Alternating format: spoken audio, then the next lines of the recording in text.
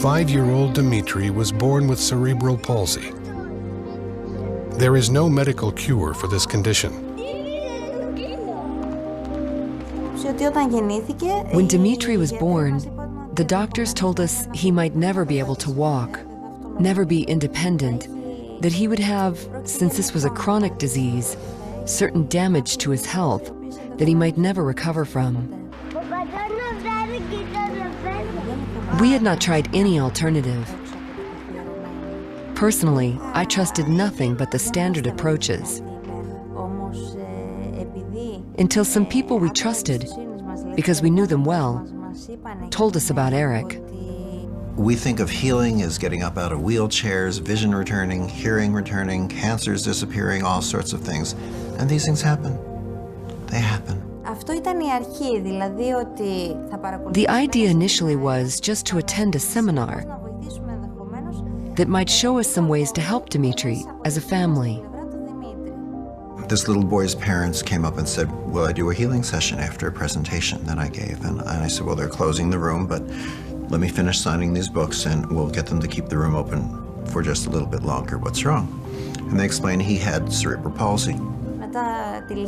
After the seminar was completed, they met for the first time, just for a short while, about 10 or 15 minutes.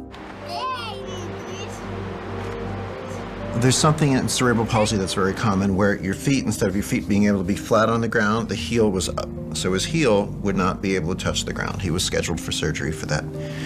He had to wear supports and braces.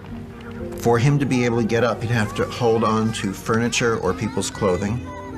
For him to be able to go down any steps at all, he'd have to sit down on the steps and push himself down a step at a time. And to go up, he'd have to crawl on his hands and knees. We stepped on the stage with Dmitri, put him on the bed that was there, and told him that he should stay calm and collaborate with Eric, and that nothing would happen that might bother him.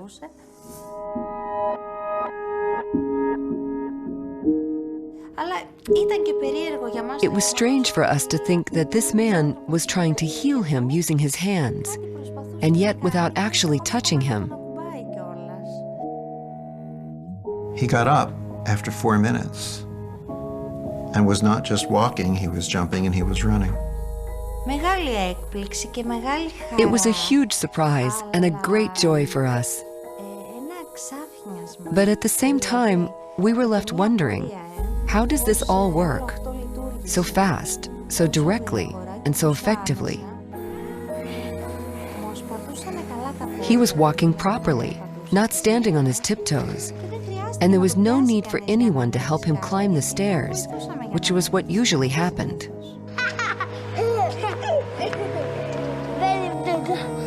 Other children may naturally walk up and down the stairs every day.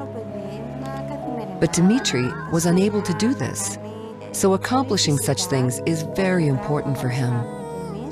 They brought him back down for another session. He had one hand that was closed. I didn't know. He looked at me in Greek. He said, look, I can open my hand. He was just 5. He said, it doesn't hurt anymore. He said, look, I can hold a glass and drink by myself.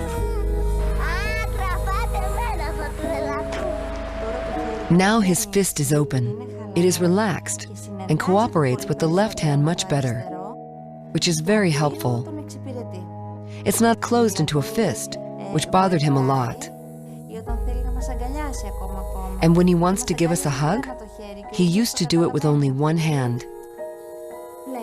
Now he gives a full hug and says, you see, I can do it. I'm a big boy now. Of course, his hand isn't fully functional yet, but together with the left hand, it works somehow, and he doesn't reject it. Perhaps the most fascinating aspect of reconnective healing is that it can be learned. Now, I didn't believe that this was something one can learn, I thought it was something only Eric was capable of doing. I didn't think I could acquire these skills too and help you, my neighbor, my friend.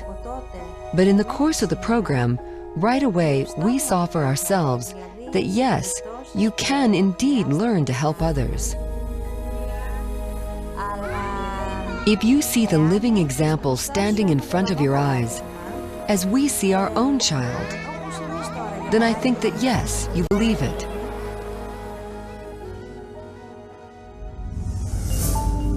There are amazing healings